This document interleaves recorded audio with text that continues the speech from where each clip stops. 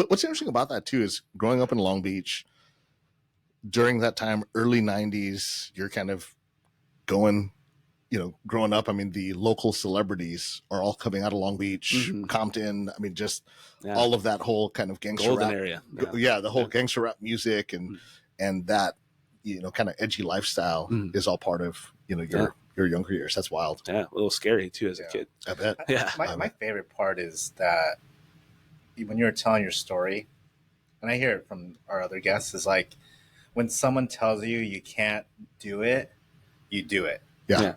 Like I love that. I love the redemption story. Yeah, the redemption story. I love that because when I was in school, someone told me like you practice too much jujitsu. You don't do enough of chiropractic.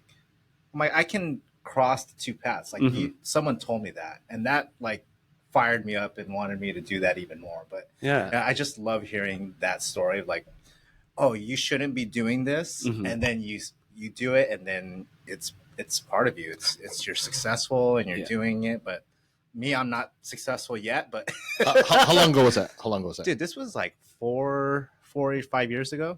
So think about that. 4 or 5 years ago, someone tells you you can't do jiu-jitsu and chiropractic, and here we are, fast forward. And I walk in there, I'm like, dude, this place is sick. Is this new? I've never been. I didn't even know they had this. Yeah, absolutely. You got a brown belt chiropractor? It's dude, lucky. It's like the minute you stop listening to a lot of people, things happen. I feel. Yeah. Not listening to that and like being multifaceted. It's just like a necessity today. Oh, no question about it. It's super cool that you didn't listen to that. And I think if anything, maybe it is like a slower route, but I think that at the end of the day, what you receive will be a lot greater than going that traditional route. Yeah, 100%. Yeah, no thank question you. about it. Absolutely. Stoked for you. Yeah, like your story, like the guys at the golf store, like you shouldn't be watching this. Like, like what? That's like someone telling me to stop watching WWE right now. It's like someone telling me it's a phase.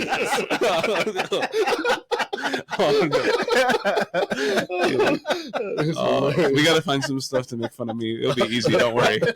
We just started. So you're in, or you're walking down the hallway. You see, or vaguely remember this thing. They're telling you not to do it. Yeah. You start getting interested in it. At what point?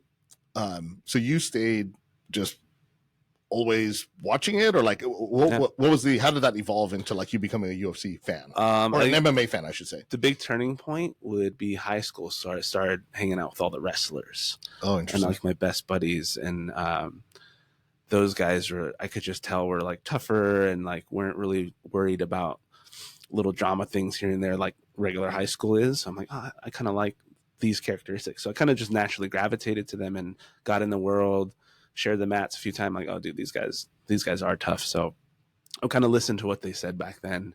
After like maybe lunch period, we're talking about fights and stuff. Long story short, at the end of that high school time, they wanted to keep wrestling and pursuing it.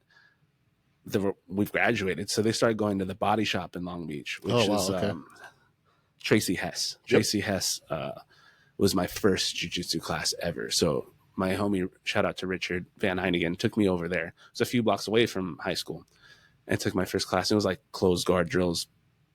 Again, I was like a big dude, probably like at least 300 pound, like 18, 17-year-old.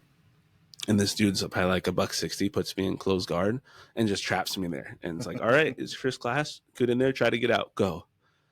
And he just like ragdolled me, this dude half my size. And that's when I started realizing, oh, you can watch something on TV all you want and think you know, but until you feel it is like such a different story. And that's what another click catalyst, like, oh, this dude half my size is toying with me. I must learn this. Right. Like it was not like, oh, this sounds fun. This is a good workout. No, I'm like, oh, I need to be able to do this and not let this happen to me in real life. Yeah.